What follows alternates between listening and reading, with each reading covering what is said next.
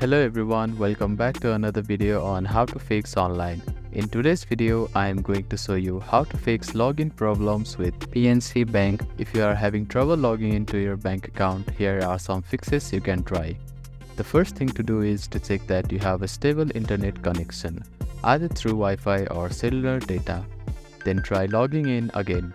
Also make sure that you are typing your information correctly. The second step is to clear your browser cache and cookies. Sometimes stored data in your browser can cause login issues. To do this, open your browser and click on the three dots at the bottom right corner. Then find the History button. After clicking on the History button, you can find the Delete Browsing Data button. Click on it, then select the time range as all time.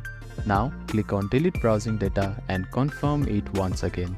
After that, your browser cache and cookies will be cleared. Then simply try logging in again. You can also try updating your browser.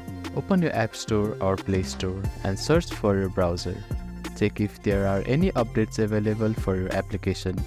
You will see an update button. Tap on it to download the latest version of it. If the issue still persists, try accessing the login page using a different web browser or device. I hope these fixes help you to get logged into your bank account. If none of the above steps resolve the issue, reach out to the PNC Bank customer support for assistance.